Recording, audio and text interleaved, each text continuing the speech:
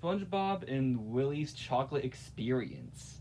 Hello, my name is Miranda Pizza Rolls. I am 24 in male. I am currently attending the University of Los Angeles, UCLA, for animation and voice acting. Sounds like my dream job. Anyway, I'm an intern at Nickelodeon Studios, as well as I dabble a bit for Disney. Anyway, one day I was at my desk doing the animations, and suddenly I see a DVD on the ground. I pick it up, and the DVD said in black Sharpie, SpongeBob and Willie's Chocolate Experience. Huh, I thought to myself. Later that night, I went home to my house in Beverly Hills, because I'm rich like that. Anyway, I go into my room, pull out my DVD player from 2008, plug it up to my TV, and I put the DVD in it.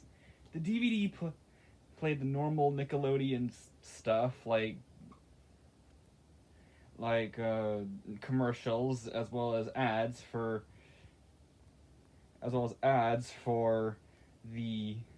shows created by an infamous feet toucher.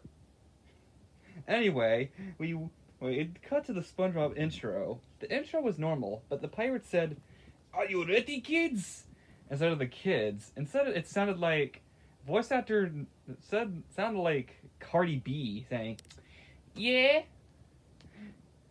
"I can hear you." "Go, I said yeah." Ah. The pirate then went, "Oh," and the intro began as normal. However, after SpongeBob played the flute with his nose, it cut to a title screen that said, Willie's Chocolate Experience. It was on a purple background in black font that looked like the normal show's font. However, instead of the song that played during the title screen was very weird and unexpected. Instead of the usual Hawaiian music playing, the song that played was "You Think You the Shit" by Ice Spice. Anyway, after the weird title screen went away, the mobile bubble transition went up.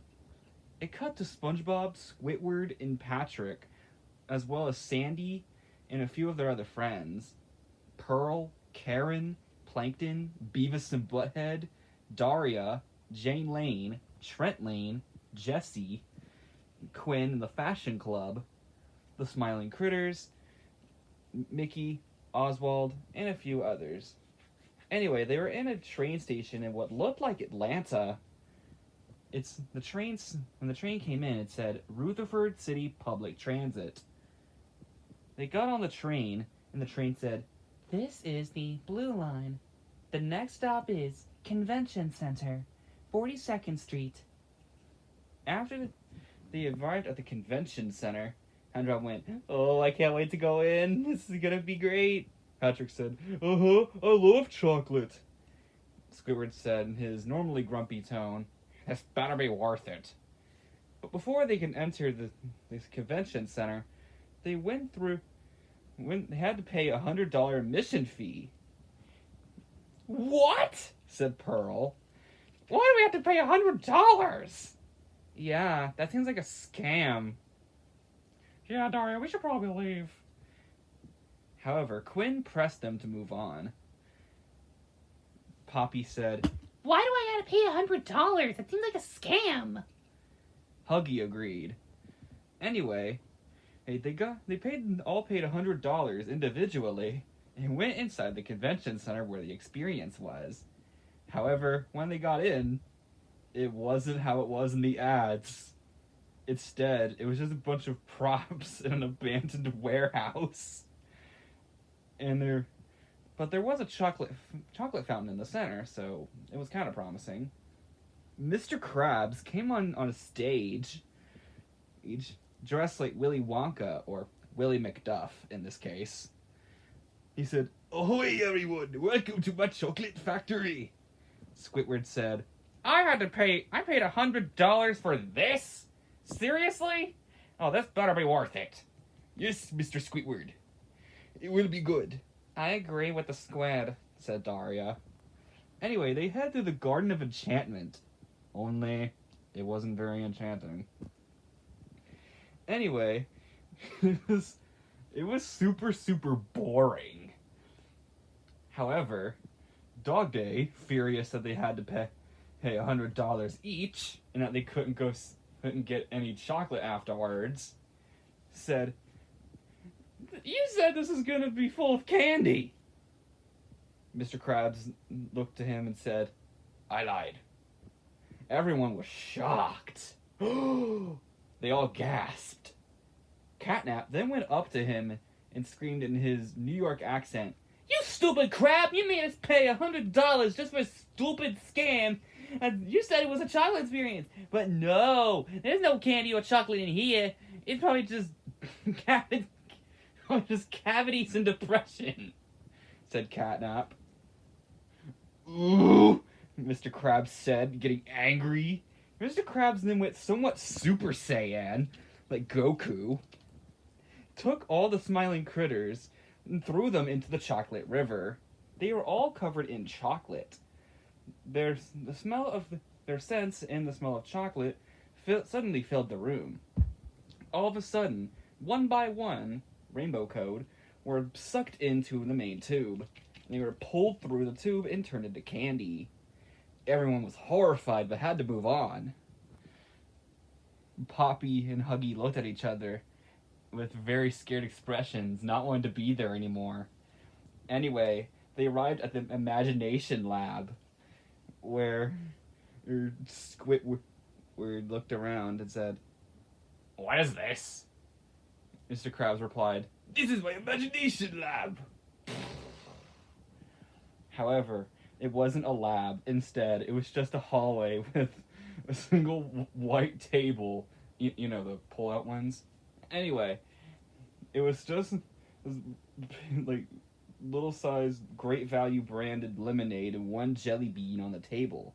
While some girl who looked like an Oompa Loompa, she looked a little like Jessie J, said, "Hi, welcome to the Imagination Lab or whatever," she said as she scrolled on TikTok. You could very clearly hear the TikToks that were playing on her phone. Yeah, this girl is clearly Gen Z. Anyway, Mr. Krabs got mad at the Oompa Loompa for being on her TikTok. She took her phone and threw it into the chocolate fountain. The Oompa Loompa then went Super Saiyan and then tried to attack Mr. Krabs, but Mr. Krabs took a gun and shot the Oompa Loompa. Everyone was scared of Mr. Krabs. They couldn't believe what he was doing. "Mr. Krabs, why would you do this? What the hell are you doing?" SpongeBob said. "I was shocked at the H word of being used in a cartoon, let alone freaking weapons." Mr. Krabs said, Shut up, Sponge, or you'll end up like that clown jester girl that came through here recently." "Who, Pomni?" "Yes, now come on." Anyway, they went through the rest of the factory. However, Daria, Jane Lane, Beavis and Butthead, as well as Trent and Jesse finally had enough. And Butthead said, "This sucks." "This sucks. Yeah, this sucks. This sucks. This really sucks." However, as Beavis screamed that this sucks, he found sugar on the table. He ate all of the sugar and drank all the tea. The sugar high then resulted him turning into Cornholio. "I am the great Cornholio. I need TV for my bunghole." When Mr. Krabs said, "What are you doing, boy?" Cornholio replied, "Are you threatening me? I need TP. Do you have any TP?" Mr. Krabs said, "No, I do not have TP, but I do have chocolate." Daria said, "That's a damn lie." Beavis then proceeded to scream, bunghole, bunghole," while walking back and forth. "Bungholio!" He screamed in the hallway. He screamed that he had no TP for his bunghole. "Do not make my bunghole angry. Do you have any audio?" Mr. Krabs, finally having enough, threw a bomb at the group, and they all exploded. except for Quinn. She did not die. Quinn screamed, Oh my god! Dory is dead! "Yes, she is. She was being a brat along with her friends." Everyone proceeded to the rest of the factory. They wandered into an area that looked like an area of conveyors. They then Squidward, SpongeBob, and Patrick finally had enough and screamed, "I had to pay $100 for this scam, and yet I hadn't got a single piece of candy yet." Mr. Krabs, finally having enough, took Sandy, Patrick, and Squidward and threw them into a generator, which chopped them up into chocolate. There's your chocolate. Everyone was horrified and tried to run away. They ran away into the darkness of the factory. Mr. Krabs then screamed, "Where the hell did you go? I'll end you!" in an unusual voice. He then proceeded. SpongeBob then wandered into a closet and shut the door behind him, locking it. He was scared, but he bumped into something in the closet. He put it on. It was like a backpack with a gun attached. He couldn't believe it. It was a proton pack from one of the Ghostbuster movies. He wandered outside, found Mr. Krabs chasing the others down the hall, aimed the proton pack at him, and fired. When I was watching this scene, I was shocked. I imagined the Ghostbusters theme playing in my head while I was watching it too. What next? Is he gonna pull out a damn ghost trap? And I was right. Right before SpongeBob could even pull out a ghost trap, Mr. Krabs used his chocolate powers to cover SpongeBob completely in a coat of chocolate, freezing him there. Before taking a giant hammer that looked like it was from Dead Island 2 and smashing his body with it, SpongeBob was dead. The rest of the gang then ran through the halls. However, they went into an area and then sealed the door off. It was an area of vacuum tubes. Mickey and Oswald went over to one. Oswald, being somewhat clumsy, ended up bumping into a button and the tube got sucked in. They ended up like the Smiling Critters. They ended up in the same place. Dead, probably. I don't know. Anyway, Poppy and Huggy were the only ones left. Huggy, how do we get out of here? I don't know, Poppy. Perhaps we can probably defeat him and destroy this factory once and for all. Or probably a scam. This is likely a scam. It was scam, Huggy, Poppy said. They then went to Mr. Krabs' main office after managing to find it in the room. They found a file that looked like it was from California. Mr. Krabs was wanted in several states and several Canadian provinces for first-degree murder. Apparently, he was also arrested in Los Angeles for the murder of Pomni and Jax. Supposedly, he had turned their bodies into candy. They were both horrified when they found out. But at that moment, Mr. Krabs busted down the door and screamed, "What the hell are y'all doing in my office? Get the hell out or I'll kill your asses," Mr. Krabs said. No, Poppy said. "Excuse me, little bitch, what did you say?" said Mr. Krabs. "We can't leave because we know too much." Poppy looked at Huggy and facepalmed. Mr. Krabs then proceeded to go Super Saiyan, like Goku. It shook the whole building, and multiple objects started being pulled towards Mr. Krabs. He was going so Super Saiyan that he was going into Ultra Instinct, and he had his own gravitational pull. He then exploded, destroying the entire convention center. Poppy ended up dying in the explosion. However, Huggy survived. As he crawled away, barely clinging on to life, he fell into a vat of hot chocolate and melted. Emergency responders tried to go to the scene, but were horrified at what they saw. Everyone in that facility died. However, There is said to be one survivor.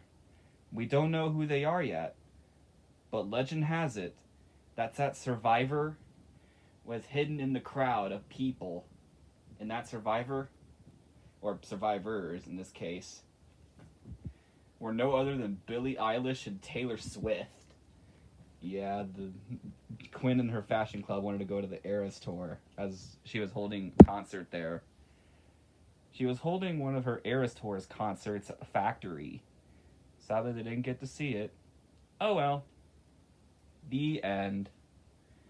And that's the end of the story of the SpongeBob and the Willie's Chocolate Experience.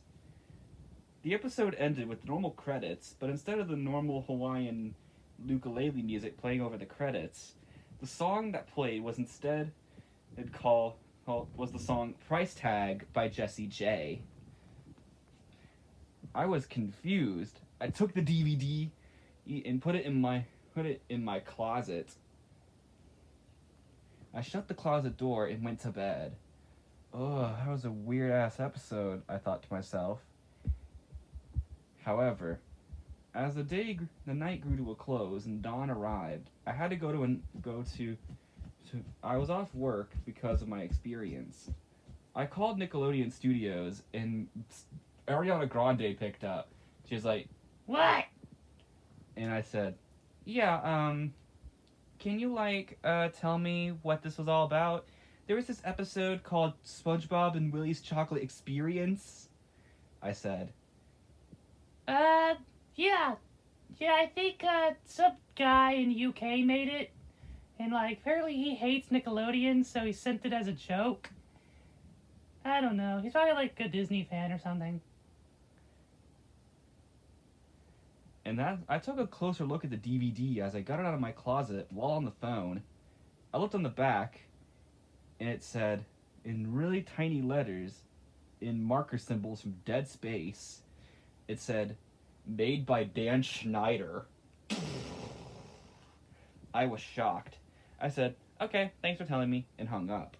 I took the DVD, put it in my car, and then proceeded to drive all the way down to southern Mexico. I went to the ocean, and then proceeded to throw the DVD in there like a frisbee. The DVD was destroyed. I went back home and had a great rest of my day. The end.